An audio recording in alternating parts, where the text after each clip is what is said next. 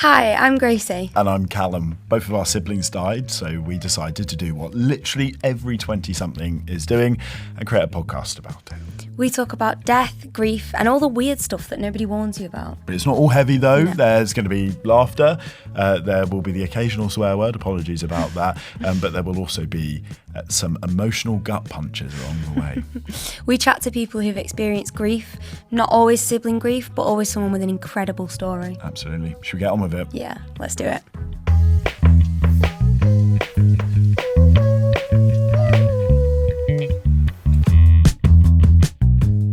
Well, today we're speaking to Dr. Emily Cooper, a senior lecturer at the University of Central Lancashire and also a bereaved mum. Emily lost two of her children, Alexander and Isabelle, to a rare genetic condition and now advocates for better support and research for families facing similar diagnoses. Emily, thank you so much for joining us here today. How are you feeling? Do you get nervous ahead of these things, speaking about grief and bereavement? I'm not sure. I think it depends on the on the medium in which I'm asked to speak about it. There are certainly some instances where it's been worse than others. Yeah. Usually with a massive camera in front of me. Well, thank God there's not 5 cameras in this room. It's not at all. It's not as bad here because it's a bit more of a inclusive environment. But yeah, no, it's I'm comfortable to talk about what's happened to us and how we're navigating the loss. Do you want to kind of just go straight into sort of your story and what happened to your beautiful family? Oh, where to start? So at the time of our first loss of Alexander, we had him, who was 3, coming up to 4, and we had Freddie, who is now 5, but at the time had just turned 2. So he was just Alexander's little best friend. Mm-hmm. So Alexander was just about to start thinking about heading to primary school, and we'd started the process of all of that. We'd had a really wonderful Christmas together. Freddie had come down the stairs and started to know what presents were and things. So Alexander was very excited to help him / open every single present that was Freddie's and Alexander's. And yeah, Alexander was just a joy, he was really happy, very placid. We'd used to say that he was just our best little friend. He was one of those toddlers that, when you're a very smug parent, everybody's talking about their screaming toddler and toddlers that keep you up all night and toddlers that you can't take anywhere and all those kind of cliche. I was the toddler. So was I. All of those cliche phrases that you get. I mean, Darren and I were very smug about Alexander, thinking, everybody else is just not as good parent as us. But yeah, then Freddie came along and we realised it was nothing to do with our parenting, and it was just that Alexander was just one of those placid toddlers. And yeah, so we had this lovely Christmas, and Alexander had been a little bit unwell, so nothing significant. He'd definitely been sicker before, and we'd been more worried about him before with previous illnesses. But with this one, he just had a bit of a on-off tummy bug that had started, I think, Christmas Eve, and Christmas Day he'd had like maybe 1 or 2 episodes, but then he'd absolutely inhaled his whole Christmas dinner, massive portion of chocolate log for pudding. Legend. Yeah, absolute legend. I don't know where he put it. And went to bed. I've got this lovely video that I find really difficult to watch now of them dancing to The Masked Singer on Christmas Day. It was not a show that I'd ever watched before, and they just happened to love it. And they were just doing circles around each other. And yeah, I find that really hard to watch because it was such an energetic video. And obviously they'd had a really long day and things. And then Alexander went to bed as normal. I also can't watch The Masked Singer anymore. Can't. Every time I see an advert, I just have to get rid of it off the TV. And yeah, Boxing Day, he woke up and he was a little bit tired, and again, a couple more tummy episodes, and we were sort of thinking, well, we'll just keep an eye on it, because again, he wasn't particularly ill in himself. Got a bit tired maybe mid-morning, so I let him have a rest on the couch. And I think he'd eaten something for lunch and then been a bit unwell again. So I sort of said to Darren, I'll take Freddie out for a bit of a walk, just because A, I didn't want Freddie to get it, and B, just to give him some fresh air, because obviously he'd been cooped up a bit Christmas Day, Boxing Day, as you do when you're surrounded by presents, food, family. And I do quite like to get out on Boxing Day. And yeah, I mean, for some reason, I didn't look at my phone at all, and it wasn't on loud. And I drove home sort of none the wiser an hour or two later, and just there was a police van outside my house, and my immediate thought was, what's happened to Darren? He's been murdered, he's been attacked, or something like that.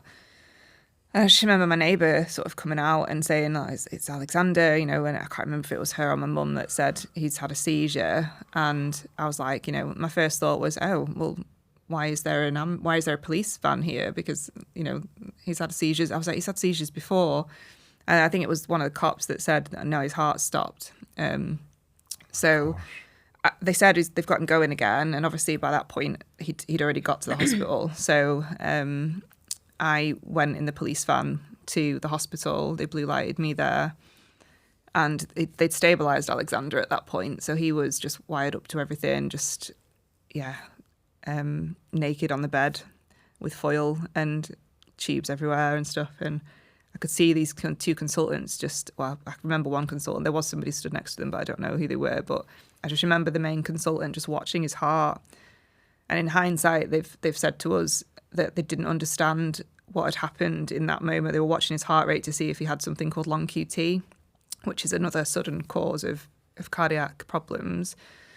And they couldn't see that. They was like, you know, his heart rate looks okay. And that's what they were saying in the meeting later on. They said that's what they were doing and that's what they were confused about. And I just watched him go into VF again. And they started resuscitating him, and Darren had already gone. And yeah, they resuscitated him for a long time. I was pregnant then with Isabelle. So I was just sat down, just watching it all. I couldn't even say anything. And when I think back, I wish I'd said something so that you just hear my voice. But anyway, he died. They couldn't save him. So that was really obviously horrific to watch. And everybody was just so confused. Us included, obviously. Had no idea what had happened, just completely bewildered that you go for a walk and your son's just not there anymore. And so we obviously left the hospital after a period of time. And because of the nature of when a child dies, suddenly they have to leave all the tubes in and things until the post-mortem's been conducted. So they took him to the mortuary afterwards, after the police and the consultant had obviously had another proper look at him. They have to check them for any injuries or any obvious signs of what happened and things. Thank you. So yeah, they'd done all of that, and then we went to see him at the mortuary afterwards, and still had his tube in and things. So the visible signs of what had happened to him were still very much there for quite some time, and because of the nature of sudden child death and the lack of experts that can do those sorts of investigations, it took quite a long time, and obviously it was Christmas as well, so it took quite a long time for his post-mortem to happen. They had to send him to another hospital an hour away from Lancaster, and that wasn't able to be done so he died on the Sunday, and they weren't able to do that investigation until the Thursday, or at least even send him to the hospital until the Thursday, but it took them another week after that point to actually do all the investigations. And in that time, the hospital said we weren't allowed to see him, which was not right. So we're just, you know, in a position where your child's not only been taken, but you're just not able to be with them in the space of, you know, a few hours, minutes, days, after being solely responsible for them and being their sole carer for years, suddenly having all your rights taken away. And it's really, really hard to navigate on top of the grief or alongside the grief, and trauma and shock and all of that. So I suppose just fast forward to a few weeks later, when we had an initial sort of debrief, I suppose, with the experts that had been there on the day, and they talked us through kind of from their perspective what had happened. They made it very clear at that point that they were just as baffled as we were, and it was the first time they'd ever seen a child go into VF rather than... What is VF? So VF, ventricular fibrillation, so basically where they need a defibrillator to restart the heart, or at least that's the main way that the heart is kicked back into action again with that sort of arrest. And they said it's very unusual. I think I remember them telling me how long they'd been paediatricians and they'd never seen it in their career. So, and we didn't know the significance of that, and neither did they at the time. Now we know a little bit more about that. But it took until the August before we'd got the full initial post-mortem back. So bearing in mind, he died in the December, and we'd had to wait all that time for all the results to be back. They had to send off his precious things, precious organs off. And yeah, the way that information is delivered isn't always very sensitive or sensible. So I remember being in the funeral home trying to plan his funeral, which is just one of the most horrific things as well that you have to do, is try and think about what to do for a child's funeral. And we just got this call from the coroner's office. I'd made it very clear that I didn't really want to know the details of it. And instead of being trauma informed with that, Darren had obviously taken the call, and all I remember from that, it's one of the scenes that I have in my PTSD, is just hearing they've taken his brain and they've sent it off. And yeah. And then after all that had happened and we saw him in the funeral home again, obviously you then have to deal with the trauma of seeing them after that's happened to them, and the fear of what are they going to look like and how's that going to be after that's happened. And thankfully it wasn't as bad as you put in your mind. And we had the most wonderful funeral home who was so responsive to what we needed and so open and honest and guiding us that proactively, which is something that you really need, I think, in those moments. Is not somebody making all the decisions for you, but just kind of giving you sensible options. And that was something that really, really helped, was that funeral home, and our wonderful bereavement nurse, and our sudden unexpected death nurse. She was fantastic as well, just guiding us through the process. I don't know what we'd have done without them. And the liaison officer that we had from the police was also really good. Isn't it so important to have those right people around you at the time when you need it most, to give you that hand to hold, that kind of person to follow? And I mean, I really can't. I can't imagine those feelings that you had and the experience that you had, and I just can't get my head around it. What made those people so supportive? Why were they so great? I think that, as I say, they were good at making proactive suggestions. So not saying this is what I think you should do, but here's option A, B.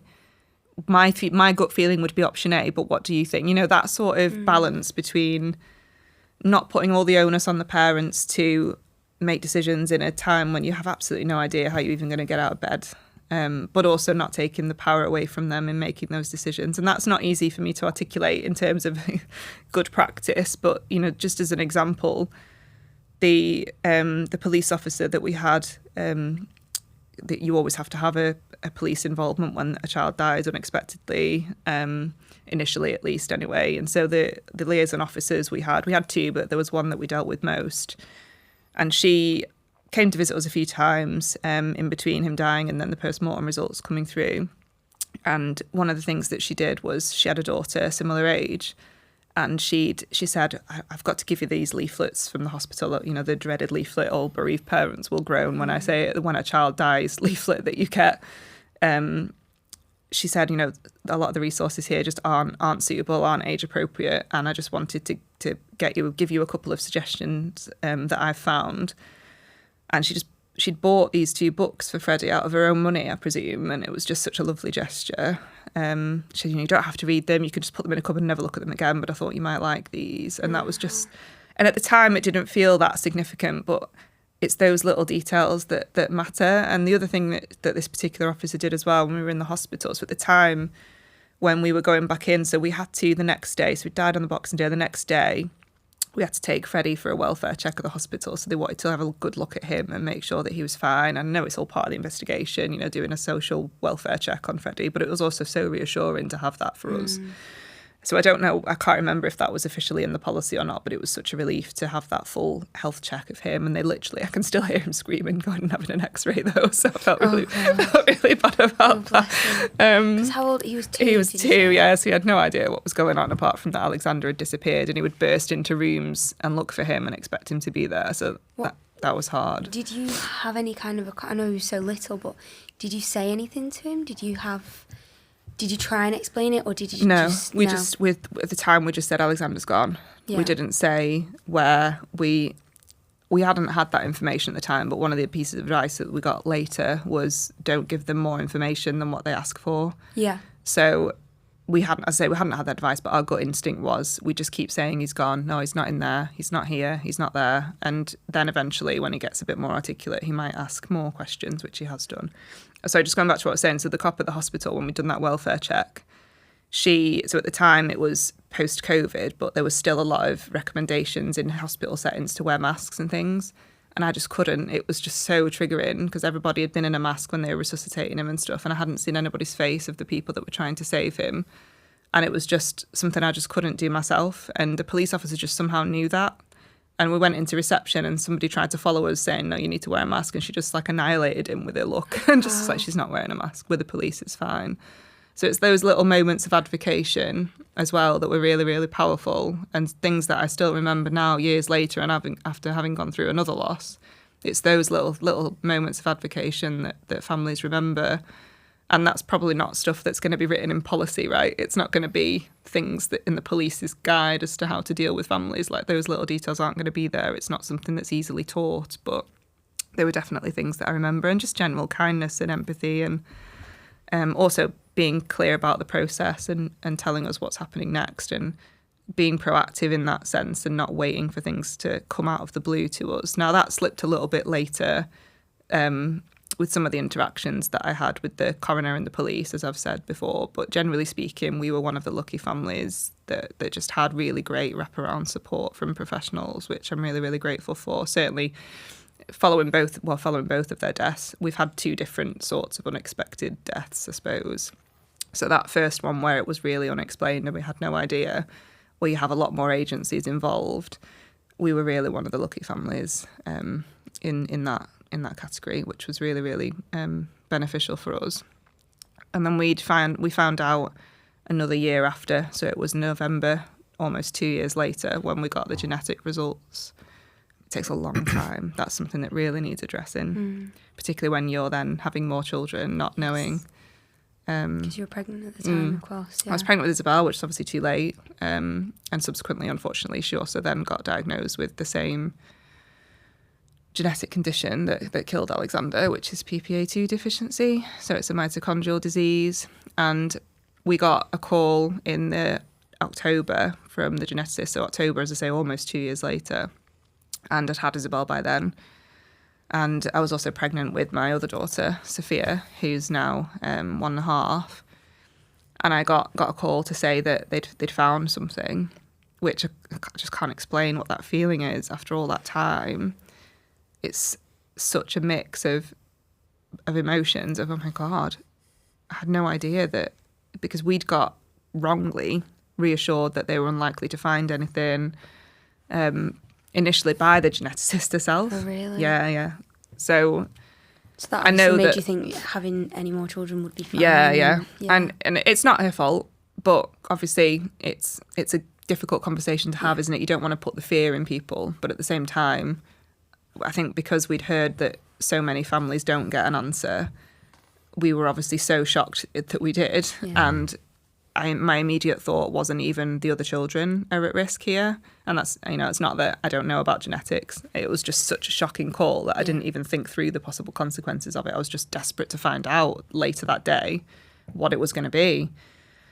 And I could hear it in her voice. I was sat on the stairs trying to be away from the rest of the children, from Freddie and the rest of the children, Freddie and Isabelle. And she was going through kind of, we found that it's this PPA2, which I'd never heard of, mitochondrial disease, bum. And then as soon as she said it's recessive, I just thought, oh, no, the other kids are at risk.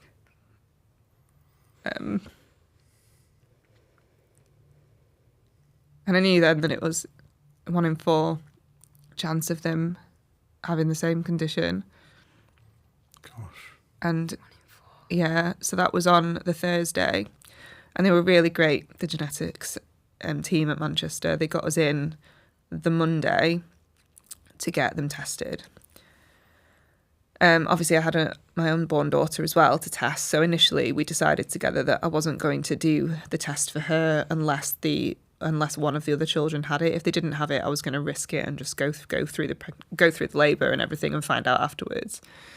I don't know why I'd made that decision. There was no real obvious rationale. I probably just didn't want to have the stress of an amniocentesis if I didn't feel like the risk was.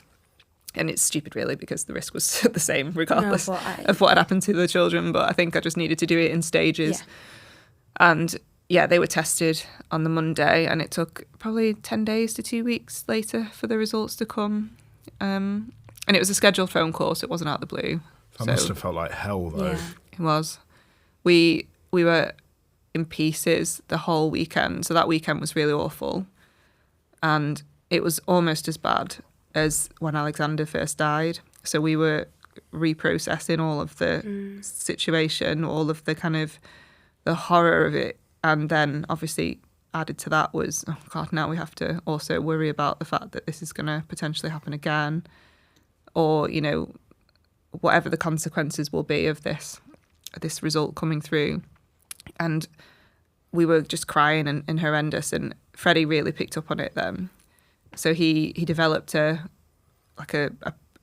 bladder problem, psychological bladder problem, where he was needing to go to the toilet sort of 40 times a day, and I mean 40 times a day. So he'd clearly picked up on the stress of us. And so by the Monday when that had started, we were really horrified at ourselves as parents, although obviously you shouldn't blame yourself, but we were horrified that had happened to him, and that we were adamant that wasn't going to happen. So we really worked hard with him to calm ourselves down and to try not to be visibly upset in front of him, which I'm not saying that you can do forever and it's even possible, or that you should ever hide feelings, but it's got to be a balance, hasn't it? Because he was really clearly physically reacting to it. And how old was he at this point? I think he was three. 3 or 4. Was he 3? Yeah, he lived in 3. He'll just turn 4, sorry. He just turned 4 when they got the results. So it was 4 in October.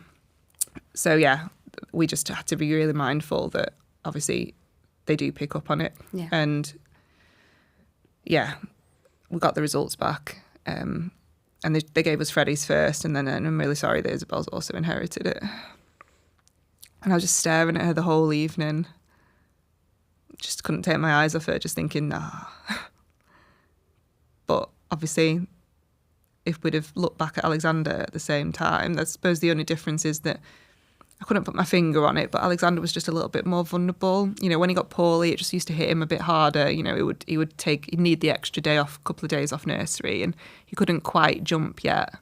And, you know, it was a little bit unsteady sometimes, and he was just a bit more placid and quiet and a bit more of a wallflower, whereas she was absolutely not. She was in everybody's business. And that was the only kind of thing that made me, I suppose, wrongly feel like, well, she'll be fine. She'll be one of the lucky ones. And I suppose that's just how you cope, isn't it, with something like this, is that you have to be hopeful, you know, yourselves. Even in the darkest days, you have to try and find some element of hope.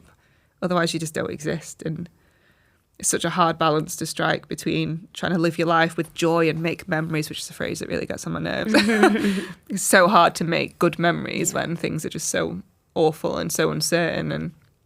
And but you are also mindful of the fact that you do need to do that. So it's sometimes easier to do that than others, isn't it?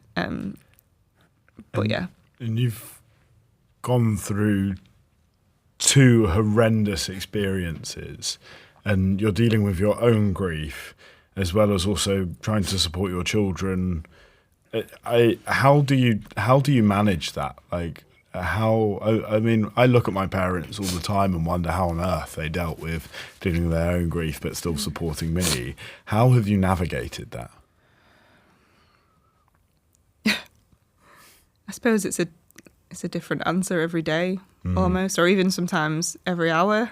Just keeping going. Yeah, just what works today won't necessarily work tomorrow, and it's getting used to that roller coaster. And I hate that cliche as well, because that implies sometimes that it's really fast, and, you know, grief takes on so many different layers, so many different paces, so many different levels of pain.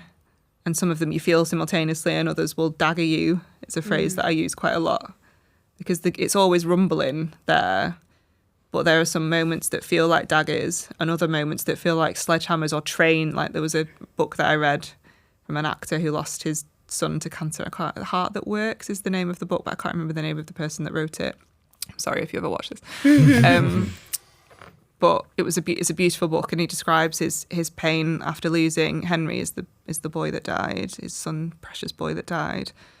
That you feel like a train's hit you and you're banging into the stations every time as well. So it's like bum, bum, bum, bum, bum, but also continuous. And that really spoke to me, that expression. And the daggers are stuff that I find that really get me so deep, but there are often moments that I can't articulate to someone else. So this morning actually, just watching him swim, and there was a little girl with her back to me that had the same hair and curls as Isabelle, and she was watching her iPad, and Isabelle loved her iPad. And I'm sat there trying to focus on his swimming class, but I can see this little girl and her curls just bouncing around, and it's just horrendous. And I hate that I've become that person, that I'm sat trying to focus, but also jealous isn't the right word, I suppose, but just trying to manage that duality of that's going on the right-hand side, and it's trying to pierce this nice memory. But equally, I don't want to forget Isabelle either, so you just can't. Why do you think that would be forgetting Isabella? Why do you think that would be? I don't think I really feel like it is. I just think you just end up with this such a conflict of all these different feelings going around your mind that, guilt for trying to suppress that memory whilst I'm trying to focus on Freddie, but also, the pain of, why can't I have Isabelle? Why did it happen to us? Why did it happen to us twice, man? That's a very fair question. It's just... There are no answers to the awful stuff that's happened to you as a family. There is no conceivable answer to me other than science, as you say. But I guess you're probably searching for some kind of answer, aren't you? I think I find it really tough that, because with Alexander, we obviously knew that we didn't know. So we couldn't have done anything, and medicine couldn't have done anything to intervene with something that they didn't know and couldn't control, And there's still a large part of me that maybe feels that with Isabelle, but because we did know, I feel like I'm searching now more for, well, why do other children survive these cardiac arrests? And it is possible that, we know that something went wrong with her resuscitation. We're in the middle of a patient safety investigation. That's something that we can't shy away from, that there is a possibility that something did go wrong in her care, or several things went wrong with her care. And that'll be a different set of trauma and grief to think about if that comes off. But part of me feels like, well, the science suggests that it's just such an unknown condition that, even if all the conditions had been right, there still might have been no way of saving her. And that's really, really hard. It's really hard knowing that maybe in 20 years, in my lifetime, they might find a cure. And that's probably going to bring up a whole load of grief, and it'll be elation as well that, other families will potentially have a prevention if they're unlucky enough to inherit this condition. But equally, it'll be really sad for our family knowing that was possible and has been possible now. And it's just taken that time, as you know, taken that time to find a cure. It's weird, isn't it? Because there's that desperate search for answers or a solution, or something to fix, and then it comes along and you want to be happy about it, but you're also gutted that it was too late. It was too late for you. Yeah. Saved. And you're still so early on in this. Like, I'm so conscious that this is really recent memory in many ways, but how do you get through every day? Like, how do you get through when times are really tough? You strike me as quite a stoic character, that you'll just keep going. But what do you do? How do you just got no choice. No. I think people often ask that question, and I couldn't possibly do it, and I don't know how you do it, and they're really so kind. Helpful when people say that. Though, it's really it because comes from a place of kindness, but exactly, you had no choice. Exactly, and I always say to them, you would find the strength yourself, because you have no choice. You either choose to live or you choose to die. Yeah, and you have to find some way of living. Even if it's a shell of what happened before, you've got to make that shell cozy as best you can. And there will be times when things threaten that, and you'll really struggle. And there are completely dark days where I feel like I've gone 20 steps back to where I was, potentially sooner after they died. But I think people assume that the acute period after the loss has first happened is the worst. And I think in many cases it is. And there were definitely days then that I felt were impossible to get through. And they aren't like that as much now. But there will still be moments where I go so dark that I feel like I'm not sure how I'm going to get through this next hour, this next memory, this next set of PTSD, which I have in abundance. I think I've got a toilet roll list of bloody PTSD scenes that roll. And there are some times when I have to literally just drop everything and run, and I physically run. I'll go for sprints outside. Do you ever look like a bit like a madman running around? Yeah. Not quite like that. And I'm sure I don't look as good running as other people that are more professional. But I will sprint. If it helps. Yeah. I don't find that, I've tried a few different types of therapy, and mindfulness just does not work for me in those really terrible moments. And it works for many people. I need something physical. I'm toying with getting a punch bag. Oh, that's it. Or like a punch body.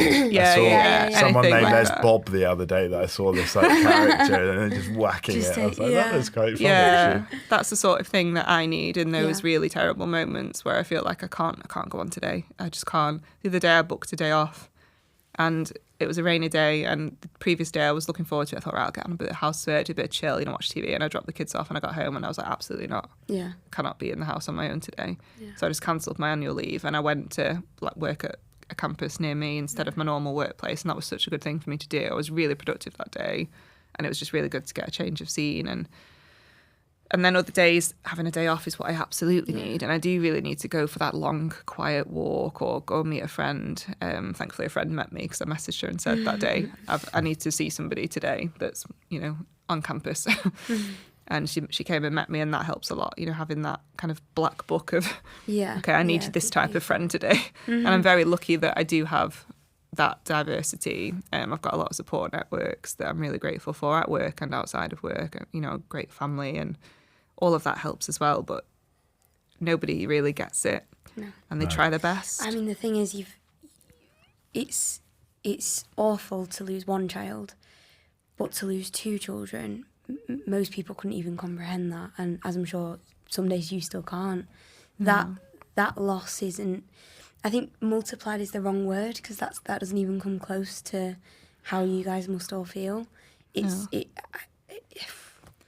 I suppose the only saving grace for that is that, not that we were any less sad when Isabelle died, but we had some coping mechanisms by that point, and we knew that there were things that we would have to say no to, and there were things that we would have to try and fully embrace. And I think we were less guilty and felt more able, to do that and make those decisions, I suppose. There were some things that we decided when Alexander died that we got wrong. Like, we went to Centre Parks, for example, in the March. We were supposed to go together in the January with Alexander. It was my tradition on my birthdays. I like to go to Centre Parks because it's in January and nobody likes having their birthday in January. Everybody's fed up after Christmas, including me, and they're sick of parties and people. And so everybody's always really depressed. It's Emily's birthday again. So I always liked going to Centre Parks with the family, and we'd sort of established a bit of a tradition there. So we'd had it all booked. And they were really kind and let us change it to the March. But in hindsight, we probably should have just cancelled it and got our money back. But we forced ourselves to go in the March. It was absolutely the wrong thing to do. We all had a terrible time. I was very pregnant with Isabelle then, and that was the only thing that really kept me going. Freddie was quite challenging then, bless him, just because he was it was a toddler, he was 2. But also, obviously, we'd all been through such a horrendous time that I think he probably had picked up on it, and he just was really hard work the whole week. Sorry, Freddie. You were really hard work. When you're watching us when you're 20, Freddie. And much as we adore you. And how has that relationship with your children changed? Like, how is there a difference? Are you even more protective? Are you where does that sit now? I absolutely hate going away. Oh, really? I hate going away. Yeah, because I haven't said, but I was also away when Isabelle died. Do you want to talk a little bit about sort of? I can say, yeah. It was the same circumstances as Alexander, that she just developed a tummy bug, and she was in hospital though this time. She was in hospital unlike Alexander when she went into arrest. And they just didn't save her, so they couldn't save her.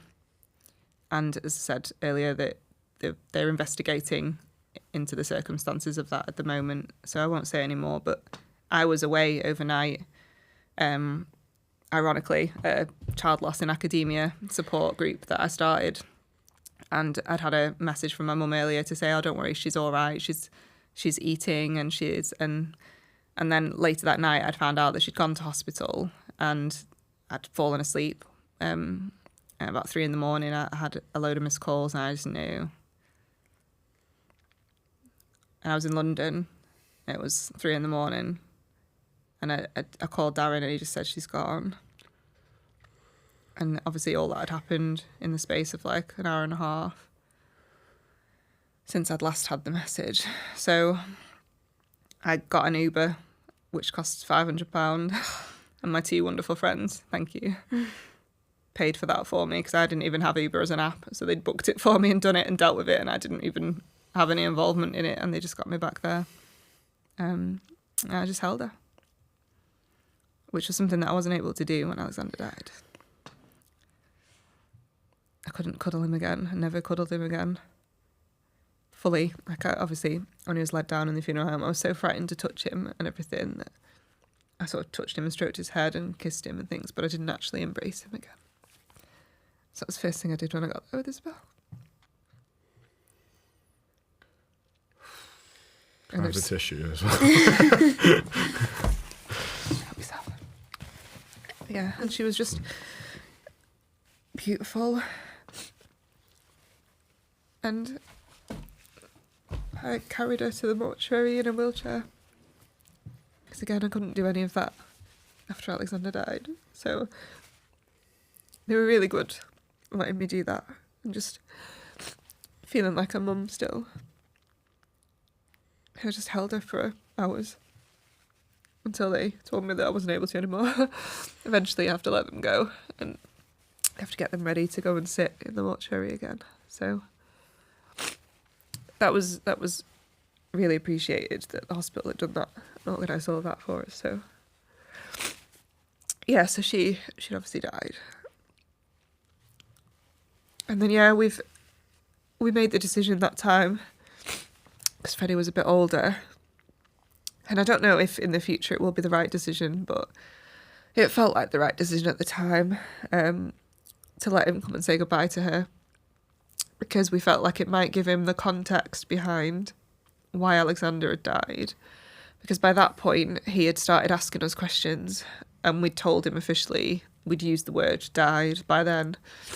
He sort of asked one day, where has Alexander gone? And it was the first time he'd ever, since he died, and this was about, I don't know, 6 to 8 months before Isabelle died, he'd actually finally asked, where is he? Because previously we tried to invite the conversation at least by sort of always talking about Alexander's pictures, and we'd show him videos, and not all the time, but just every so often we'd kind of, whenever he got brought up in conversation, we'd make a point of saying to Freddie, oh look, and this memory, this is what I mean, this is what he was doing, and we'd show him the video. Or we'd, show him the picture of the event or whatever it was that we were talking about. Alexander used to like doing this. Look, here he is doing it. Because we didn't want him ever to not want to ask about it. I think one time he asked me why he didn't have a stone. Freddie always tends to ask questions to me when I'm on my own. So, like, I've nobody to scrabble and kind of say, what do you think? And he asks Darren stuff typically on his own as well. So then one day we decided to be proactive because we'd had a couple of these sorts of questions, and he hadn't directly asked, but then that particular day he did. He said, where's Alexander? And initially we sort of said, just to kind of delay it a little bit, we said, oh, he's gone, and we can still talk about him and stuff. And then later we'd already made the decision, right, okay, later on we're going to bring it up and we're going to actually use the word died and explain the way in which we'd been advised to do it, which was to tell him that his body had stopped working, and to be quite specific about the scientific meaning of dead. Later, if he wants religion to come into it and things, that'll be Freddie's choice, but we've chosen to go with that description. And he just went, oh, right, and carried on with his day. But he'd clearly absorbed the information, because he would keep using the words, oh, Alexander's died, or Alexander's gone now, he's died. And so he would kind of include it in his everyday conversation by that point. And because initially when Alexander had first died, Freddie would kind of say things like, oh, he's disappeared, or where is he? You know, that sort of mystical unknown. We didn't want that again with Isabelle. And we also wanted him to connect the two so that he wouldn't be frightened about his own well-being. So we thought we need to find a way to explain to him that both Alexander and Isabelle were poorly, but Freddie isn't, and neither Sophia, so that he wouldn't grow up with that fear of, well, the same thing's going to kill me and it's going to kill her. It doesn't always work. He still gets panicked when somebody goes into the hospital. He doesn't like it, but he doesn't quite panic as much, we don't think. But anyway, we said that we wanted him to come and say goodbye to her. It's probably the first word moment of my life, because he was so brave, and he just went in and he just, you know, I just remember him I said, do you want to give her a kiss and say goodbye? And he did. I said, she's going to feel cold. And he did it. And he was just really sad. He said, she looks asleep. And I said, I know she looks asleep, but she's not asleep, darling. She's died. Again, because I don't want him to worry about, because people are well-meaning, don't they? They say stuff like passed away and, you know, they've gone to sleep. And sometimes people will put that on other stones, right? Yeah. Which is their choice, obviously. But for him, I knew that would be confusing. Yeah. So we made it very clear, obviously, I know she looks asleep, but she's not asleep and she's not going to wake up. And I just can't explain how awful it is having to have those conversations. Just, cause you just want to protect them so much, but at the same time, you've got to try and give them enough information so that they can live their life as well, and so that they can try and make some sense of what's happened. So we said to him that Alexander had a poorly heart, because, I mean, who knows what mitochondrial disease is? I'm not even sure I understand it as an adult. So trying to find a way of explaining that in a child-friendly way was impossible. So we just thought, for now, we'll just say that they both had poorly hearts, and that you and Sophia don't. So, and neither does Mummy and Daddy. So we know that because we've had 27 different tests on all of our hearts.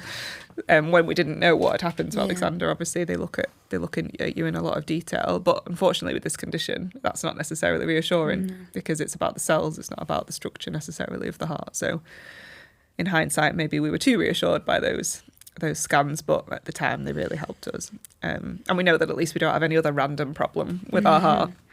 We've had that reassurance. And you've been very open about your experiences with grief, not least now, but also online and on social media. Has that helped, or has that ever brought up issues in itself? Have you ever had to deal with people badly online? There's always trolls, aren't there? Yes. I don't know if you guys have ever had any of that. The day Liam died, there was a troll. Who said some awful stuff that I still remember to this day, actually. Really? So yes, there's always trolls. Yeah. It's really hard to, and most of the time I ignore it. There are some days where I feed the troll and I probably shouldn't. But yeah, the reason that I started talking on Twitter is Twitter that mainly was the medium that I used at first. And it was really just because I needed a void to shout into. I just thought somebody's got to listen to me, but I can't say what some of these thoughts are to people that I love. Yeah.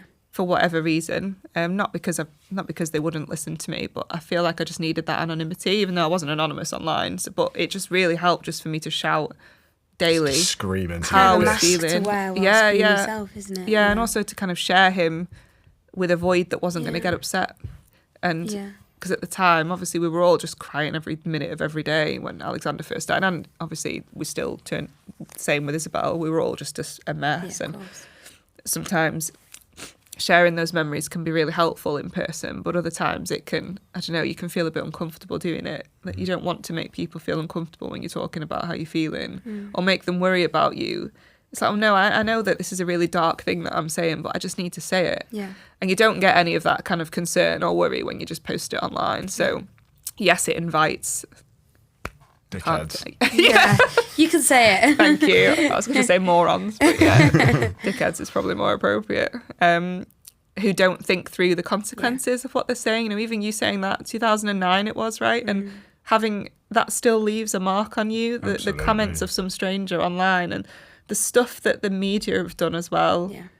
You know, the Daily Mail once called me a mother of two. Yeah. And if that was you, burn in hell. Yeah. Whoever that was, you know, to suggest that now I'm less, now I have less children, you know, that I'm sure you guys will always say that you've got, Yeah. you know, you're a sibling of several or I think or I one found other. it difficult to explain sometimes. Yeah. but- and I- It was both our only siblings, so Oh, okay. it's whether it's a whole other thing, But isn't it? it's like we can address that there are siblings, but and like you then also, it's interesting you say, because it's actually, I think it's we don't want to make other people feel awkward Yeah. about explaining Yeah. it. Yeah. And I wonder if you have. If that people say same how many feeling. children do you have, Yeah. do you find that Yeah. really?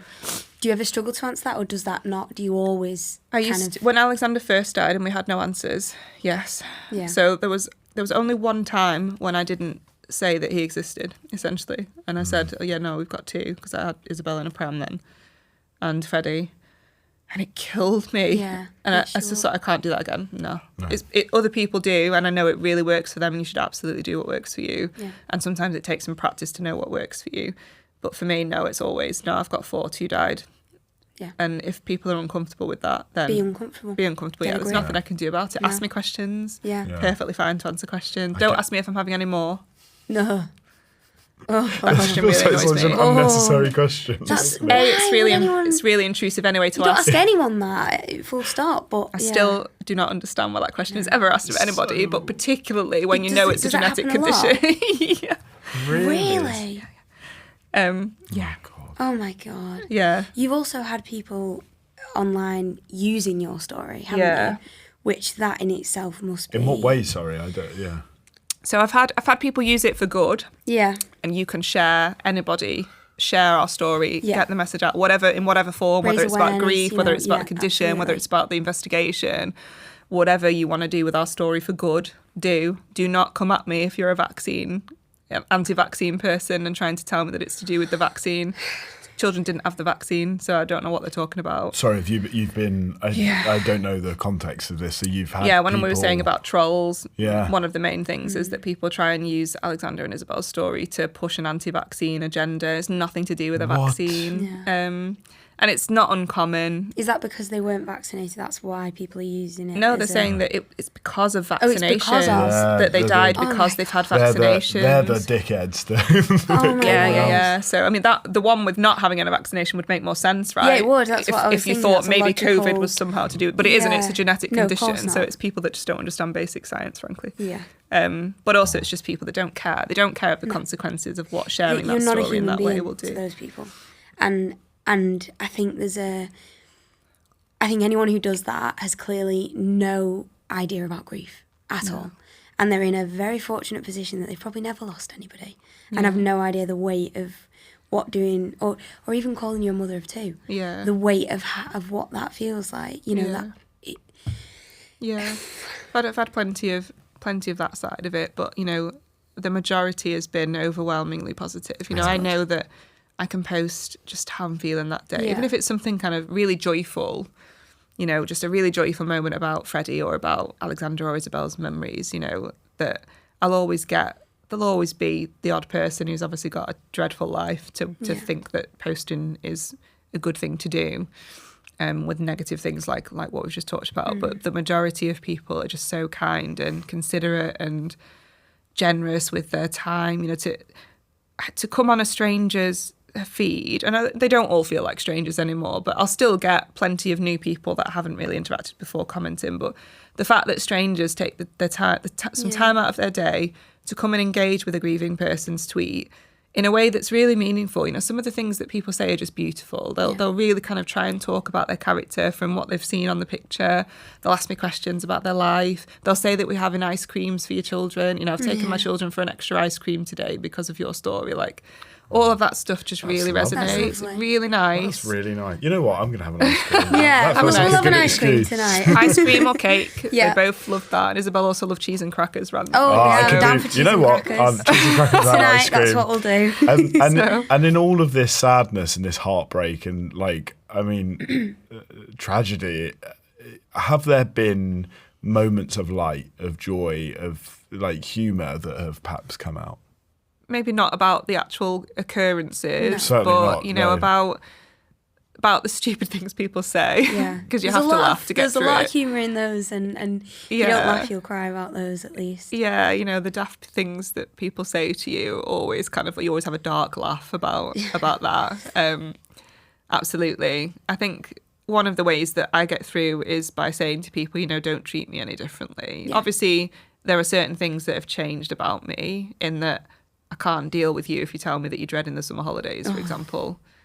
You're dreading the summer holidays because you, God forbid, have to spend time with your children. I know that's also a really privileged thing for me to say. No, it's very expensive in the holidays.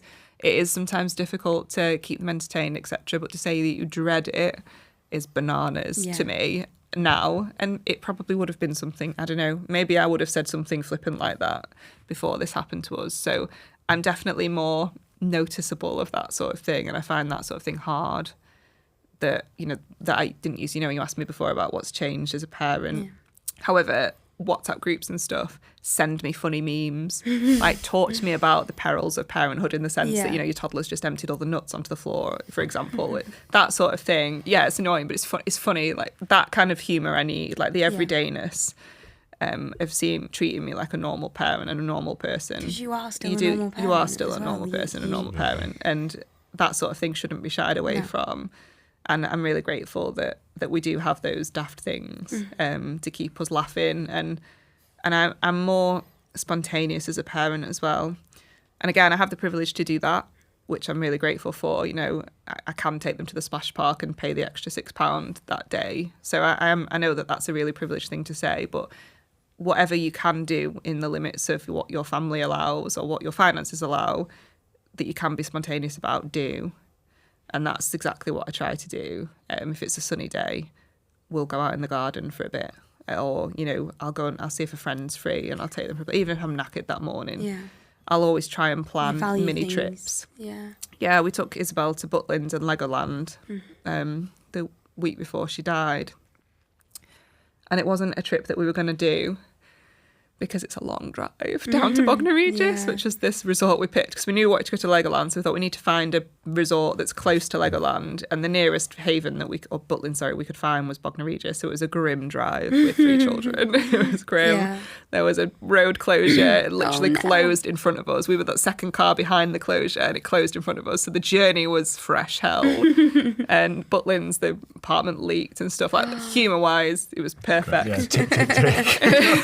It was perfect to have lots of dark laughs. But the kids, the first ride they went on at Butlins, we just unpacked everything and we went to the little fairground, and Isabelle and Freddie got on this little merry-go-round thing, this where you sat in, the ones where you sat in swings and they're on strings, and as a parent it's like health and safety nightmare, but it's going round and round and round, and they were both so overjoyed at being on it. I can just remember them both screaming just mummy, mummy, mummy as they went past. Really precious memories.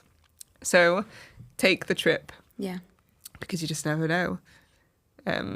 Even if it's really awkward, prioritise their joy over your, have your beer when they've gone to bed and release the stress of the journey and things. You need more than a beer. Yeah, it was a long drive. Probably needed a vodka. A whole bottle maybe. Yeah. But, embrace the spontaneity. That's definitely something. That's there's an ice cream van outside Freddie's school every day in the summer, and once a week we'll get one. Good. Even if it spoils his tea. Who cares? To be fair, Freddie's tea's never spoiled, so you can feed him whatever you want. We've just met Freddie, and Freddie is absolutely... Freddie's brilliant. I can't wait to go and play with him. Freddie's smarter than I am and more fun than I am. Yeah, he is. But how obviously Sophia's still very young. How is Freddie now, and does he still talk about Isabelle and Alexander a lot, or how is he in himself, do you think? He's incredibly courageous. Yeah. He's absolutely our rock. I really don't know what we'd have done without him. And even when Alexander first died, him being a terror at that point was actually really helpful. Yeah, good distraction. It was a huge distraction. And it was almost like he knew I need to up the terror game, a little bit more now. He's just our absolute rock. And he lost Isabelle 9 days into his first school year. So, he's had to navigate getting used to being in reception and a new routine and everything. And it was, in a weird way, probably good timing in that sense that he had that other focus like we did. But he's flourishing at school. The school that we've got him in is fantastic, really supportive, really reactive as well. If there's ever anything that they feel like, maybe we need to give him a bit more emotional support. He's not really talking about it at school, which is fine. occasionally it will come up in an abstract way. So they did a road safety course, for example, where they teach them stop, think, look, the usual. And apparently he said in class, well, actually Isabelle and Alexander didn't stop, think, look, and that's why they've died. And then his teacher kind of asked him afterwards and said, that's not what happened, Freddie, or just gently anyway asked him about it.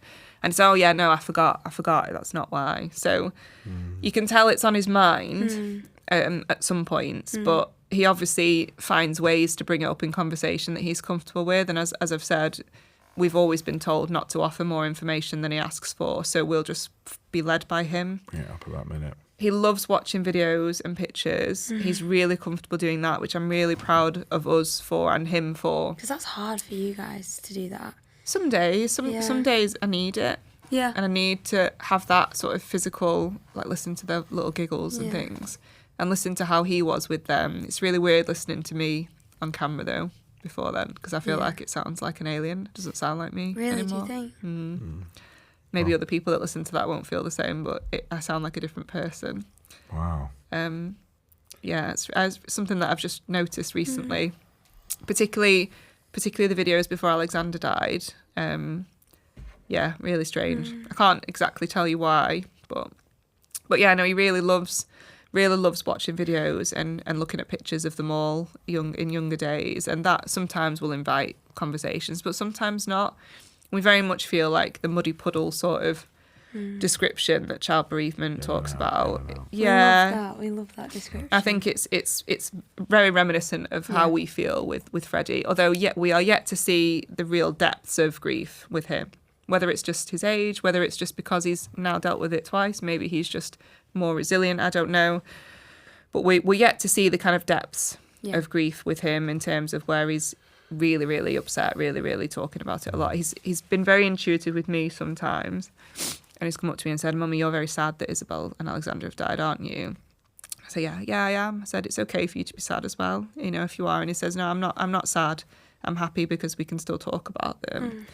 And that's a phrase that we've used. It's not we've said, if you are sad, it's okay, but it's okay to talk about them as well, and we'll share memories and we'll love them forever and all of those things. So it's nice that he reiterates that sometimes. And that's not stuff we've come up with, it's stuff that we've read and been advised to.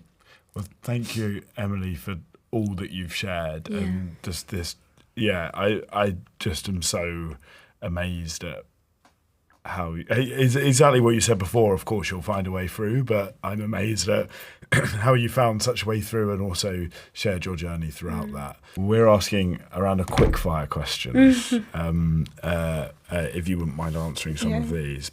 How has grief changed you? It's made me more spontaneous.